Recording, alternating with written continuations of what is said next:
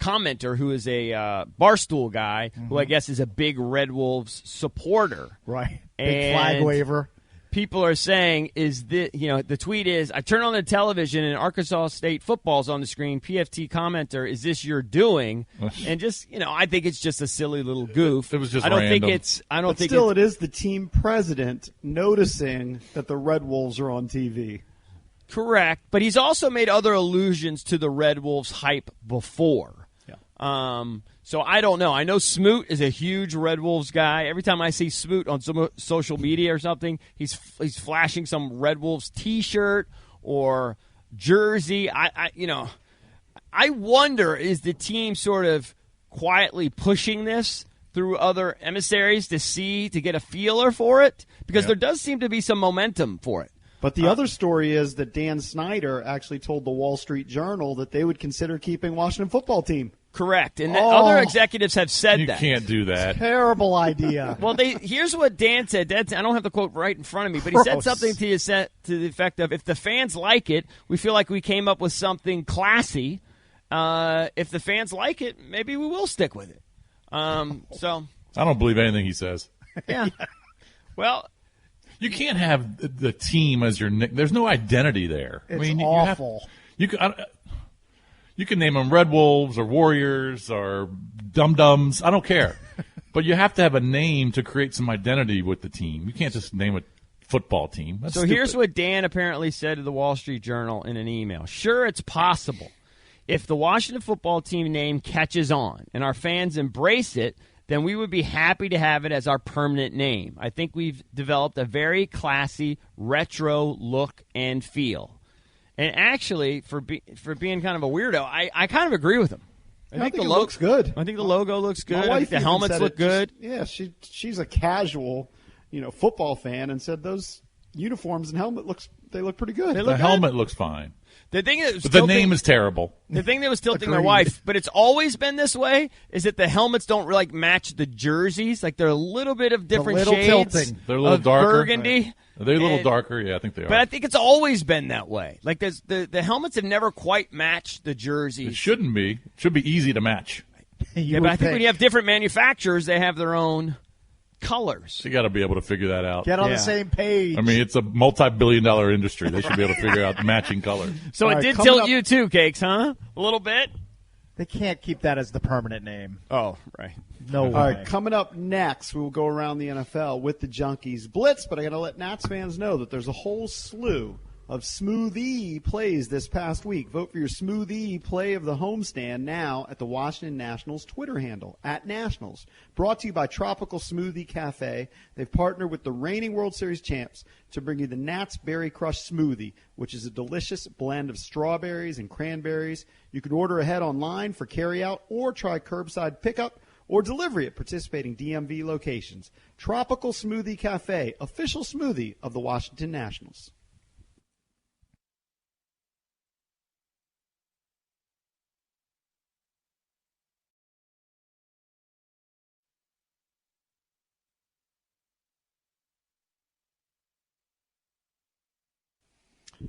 Welcome back. Junkies on 106.7 The Fan on a Pro Football Focus Tuesday. We'll talk to Bruce Gradkowski, former NFL QB, now with Pro Football Focus. At 9 o'clock, they've got the best analysts in the game. Coming up at 8:20, Les Carpenter from the Washington Post covers the Washington football team. But right now, time for the Junkies Blitz. We do it every morning at this time. Cakes, what MAC conference did Bruce Gradkowski, or MAC school did Bruce Gradkowski play for? Oh, shit. Hold on. I'm going to pull this. Bruce Gradkowski. I definitely saw him play in the pros. He was on a bunch of teams in the pros, like the Raiders, Steelers. Yep. I'm buying time here. Maybe it's in the Bengals. it's in the state of Ohio. All right, I'm going to say he is a former Miami of Ohio Red Hawk. No, it's Toledo. Are they the Rockets? Rockets. Yeah. I should know that. Toledo's hurting. All the way to Why Toledo. did I botch that? All right, sorry. It's all good. Just want to throw that out there. Should have known we go that. Around the NFL with the Junkies Blitz every morning at 7:45. We'll start with Bruce Arians, the head coach of the Tampa Bay Buccaneers, taking some shots at his quarterback, Tom Brady. He said he looked like Tom Brady in practice all the time, So it's kind of unusual to see that in a ball game because they didn't do things that we didn't get ready for. Everything they did, we thought we were ready for. So kind of taking a dig at the way that Brady played in the game. Of course, he threw a pick six, had another interception. Unlike Tom Brady to have 2 picks in one game. Yep, that is true. But as he said, and they were down big at one point. It's 1 round in a 16-round fight, so they'll be back. You know what's going to make them all feel better is seeing the Carolina Panthers roll into town this weekend in Tampa. That defense is horrendous. If there's ever been a bounce-back spot, it's in week 2 for Tom Brady and I didn't company. pay attention because he's not on my dumb fantasy team, but what did McCaffrey do in week 1? 2 touchdowns. Two touchdowns, 96 yards, but they didn't feature him in the passing game as much as he has been in the last 7 or 8 weeks of last year. Who's the offensive coordinator now? Joe Brady. Joe Brady. Joe Brady. Who was at Mastermind LSU. behind the Genius from LSU. LSU. Yep. Right, got you. By the way, Arian said specifically on the pick six, he said, it speaks for itself if you're throwing an out route and you throw it low and inside. That hasn't been the case up until that one. He was a little bit late on it and probably a better decision to go somewhere else with the ball. Bruce Arians, money former Junkies guest. Oh, He was had, terrible? Was he so grumpy? He had less than nothing to say. Yeah. I vaguely remember that. He had 0.00 energy. Valdez, John Harbaugh catching a little grief from critics saying he kept Lamar Jackson in the game too long. What were your thoughts? They were up by 32 points with 10 minutes left in the game, and the reigning NFL MVP ended up dropping back to pass 3 times, got sacked once, even You're though they were seriously up by 30. asking I loved Valdez for his thoughts? I Yes. loved it because I have him on a fantasy team. They're not going to be all Valdez is a pro Ravens Ravens. fan. I mean, if that's the biggest concern is about when you're going to pull your starting quarterback in the Right. fourth quarter, then, I mean, you don't have that many problems. Then I life's will pretty say good. this. That's a first world problem in terms of NFL teams. Having watched the Tua deal, the special I was talking about, if people saw it, they can correct me, but I believe he was lobbying Saban to stay in longer when he ended up getting hurt. Yes. So He was. right. By the way, In fact, they called a timeout right before he got hurt, and you could see him going back and forth. He was going to Right. pull him. But He I wanted will to pull him. But I will say that since But that- this is a weird year, that reps in these first couple games are going to be crucial for teams. Right. Yeah, absolutely. Tasty matchup week 2 for Valdez's Ravens. They travel to Houston to take on the Texans. It's gonna be a Houston good one. stinks. Sticking with quarterback news, it's already a question in Miami. Who's going to start in week 2?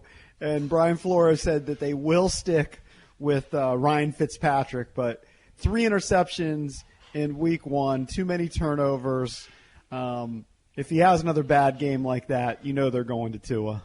You got to. As long as he's healthy, you got to. They're playing Buffalo this weekend, so What it's have going to been be a the difficult reports? matchup for them. I know they didn't have preseason, but did he look good in camp? I heard he was super throwing limited? amazing deep balls. Is the only thing that I saw. Yeah. But it was like those things where reporters get to watch like You 5 just don't minutes, know. and Yeah, then I have they're no just idea. blown away by one play. Right, they're blown But, away like- by Terrell Pryor climbing the ladder and making a great catch. And then what happens to Terrell Pryor in the regular season? A whole lot of Right. nothing.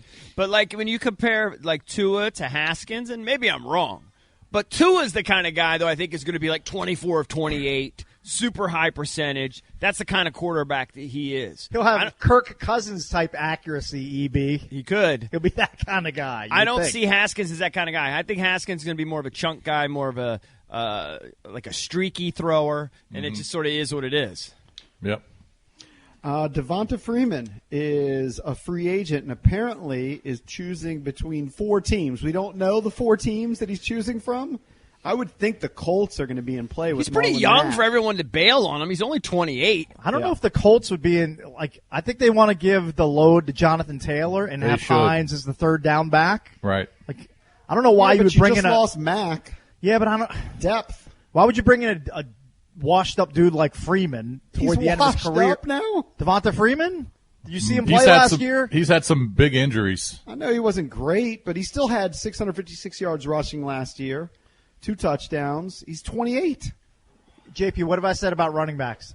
Dime a dozen. I don't think so that's- many of those guys walking around that you don't have to pay Devonta Freeman salaries to. I would let him walk to the next team. All right, time now I for agree. the first JPPP. The Lurch Papa likes to make his guesses. Who do I have as the number 5 team in the NFL after week 1? All right, number 5. I think I was thinking about this during the commercial break. I think it's the Green Bay Packers. No, I've got the Saints. And the Saints weren't overly impressive. In fact, if you look at Drew Brees' numbers, he only threw for $160. Kamara didn't have some big rushing attack, but that's mostly based on last year. And I have the Packers in at number 4. By the way, Michael Thomas, high ankle sprain. That's no bueno for the Saints. It's not. All right, so you have them at 4. All right, so at number 3, you've got the Seattle Seahawks. I do have the Seattle Seahawks. I think that Russell Wilson, it was my bold prediction. He's never received one MVP vote in his career. I think he's going to win the MVP this year. He was 31 for 35 in game number 1 for 322 yards and 4 touchdowns. And then 1 and 2 are easy. Seahawks at number 3. And then 1 and 2 are easy. It's KC and Baltimore. If you were just looking at this game, or maybe you haven't flip-flopped. this week, I might have gone with the Ravens, but the Super Bowl champs, I'm going to stick with KC number 1 and Baltimore number 2. Any glaring omissions? Would you have a team into the top 5 that I didn't put in there? No. The Saints is questionable. You could probably find another team to put in there. Mm-mm. Where do you put the where would you have the Skins right now? The Washington I don't football think team. I would. I don't think I would move them that much because I think they're still going to be one of the bottom 5 teams. So you don't. So if you had them at 31 or something, yeah, you'd I have them might at like bump 28. them up to like 28. Yeah, That's it. So that you were not impressed by the win over the Eagles. I think the offense looked pretty bad. Okay, I'll tell you, that's I was 1/3 of the game. I was super impressed with the defense. Yeah. But it also was against a lot of backups on that offensive line. I don't want to discredit them because I think the defensive line is going to be a force. But, yeah, I wouldn't move them that much. right, Why would you move them that high up? I would move them to mid-20s, mid-20s, maybe low 20s. There are a few teams that I know they're much better than after a watch. They're better than the Jets. I think they're better than the Bengals. Dolphins. They're better than the Dolphins. I don't know if they're better than the Jags. Maybe the Jets. Cleveland was terrible. So I'd move them ahead of a few teams. Well, here's the thing. What if they pull off the upset and they beat the Cardinals? Well, then we're going to start looking at those graphs Well, that then have the we're percentages of teams that start off 2-0. Right. I agree. What if they do? What if they find a way? What if it's a close game and Kyler Murray, has a big day, but they win the game? They win the game. What if, they win ugly, I don't know, Well, then 17, it's on. 16 or something? That's why I'll do a new one every week, EB. Well, then at the lowest, they're low 20s, and they're probably in the high teens. They break into the 20s. Oh, I think they got to be in the teens if they start out 2-0. They got to be in the teens. All right, well, let's see what happens. Yeah. All right. It's basically your season this week. It's the biggest game of the season. It's the biggest game so far. Remember, it is a pro football focused Tuesday here on the Junkies. We'll have Bruce Gradkowski joining us at 9, the former NFL QB, and Les Carpenter from the Post at 8:20 with the latest on the Washington football team on the Fan.